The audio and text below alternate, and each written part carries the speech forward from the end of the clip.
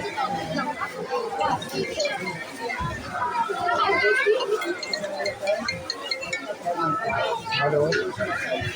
मेरा बात हो मेरा बात आओ बेटा। हम लेके आ रहे हैं।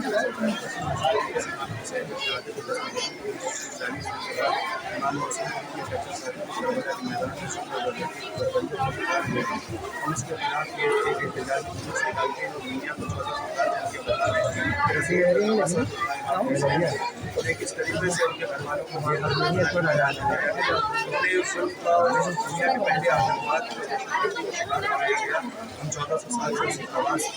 खिलाफ आवाज बुलंद कर रहे हैं। इसीलिए हम ये मातम भी करते हैं कि रसूल के नवासा होने के बावजूद इस्लाम के नाम पर जो आतंकवाद किया गया था दुनिया में दोबारा वो चीज़ ना हो, उसके खिलाफ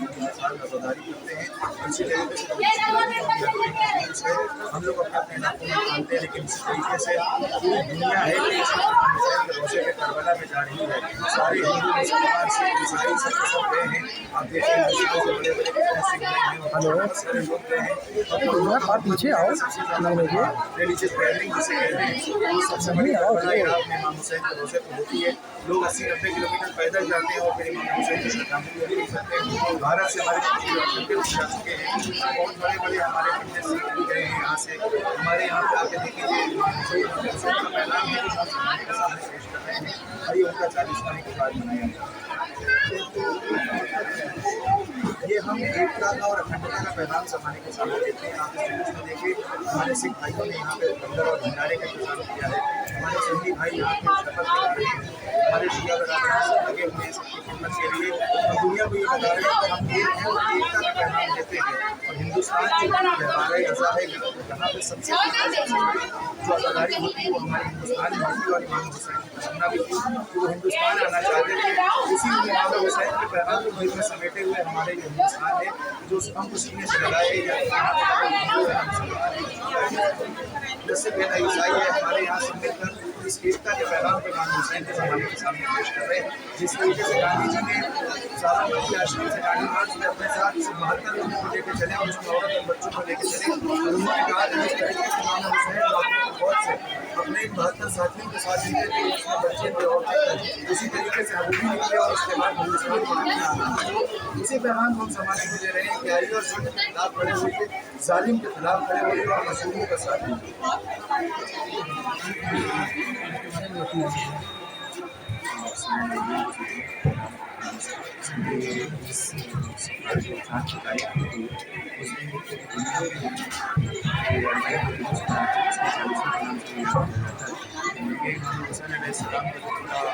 लश्कर था जो गया था करबला में इमाम हुसैन अपने कत्ल साथियों के साथ शहीद कर दिए गए थे।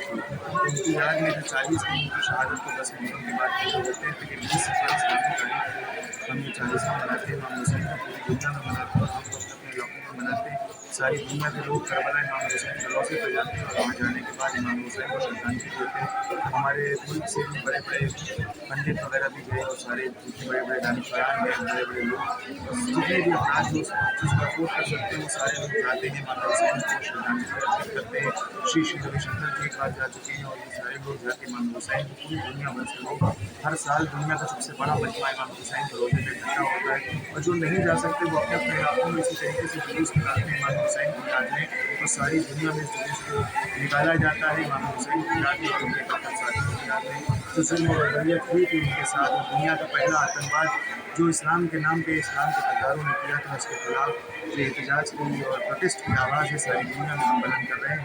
और अल्लाह का शुक्र है कि अपनी पर्चा के हम लोग कर रहे हैं और इसको ऐसे ही करते रहेंगे, इसलिए कि हिंदुस्तान में सबसे ज़्यादा किया जाता है पूरी दुनिया के मुकाबले। और इसी हिंदुस्तान में माफी थे कि जिन्होंने कहा था कि जिसे इश्क़ अली हासिल नहीं है अताए रब के मुकाबिल नहीं है, तो वो कहते हैं कि खुदा का शुक्र है कि इन दिनों में कोई शबीर का कातिल नहीं है। ये हिंदुस्तान की ज़मीन है, ये हिंदुस्तान का पैगाम है। اور میں اسی کے ساتھ یہ پیغام ساری دنیا کو دینا چاہتا ہوں کہ ہم اس جلوس کے ذریعے ایکتا اور اکھنڈتا کا پیغام دنیا کو دیتے ہیں، اس لیے کہ اس جلوس میں آپ دیکھیں گے تو شیعہ سنی دیوبندی سب مل کے ہندو مسلمان سکھ ابھی آگے ہمارے سکھ بھائیوں نے بھنڈارا لگایا ہوا ہے، امام حسین کے نام کا لنگر چل رہا، سب لوگ ہم مل کے امام حسین کے نام پر ایک ہونے کا پیغام دیتے ہیں، اس لیے کہ امام حسین وہ ذات ہے کہ ساری قوم ملت مل کے ایک ہو جائے گی، اور جب امام حسین کے اس پیغام کو زمانے کے سامنے پیش کریں گے تو پریم چند کی پرانی باتیں دنیا کے سامنے واپس آئیں گی، تو شری روی شنکر کے پیغامات دنیا کے سامنے آئیں گے کہ امام حسین نے مہاتما گاندھی نے امام حسین کے لیے اپنی کتابیں لکھی ہیں، آپ جا کے دیکھیں سروجنی نائیڈو پنڈت جواہر لال نہرو سب نے امام حسین کربلا سے پیغام دیا، اور یہ کربلا ہے کہ جسے ہم آج بھی زندہ رکھیں گے جلوس کے ذریعے سے۔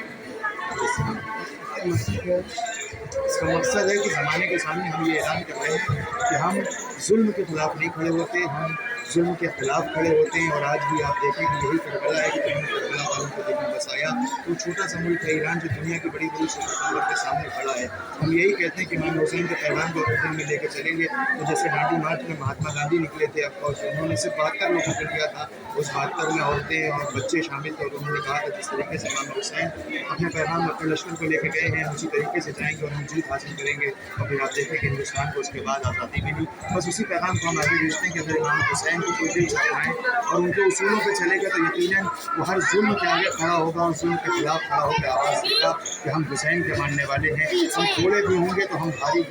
دنیا کے سامنے بھاری ہوتے ہیں۔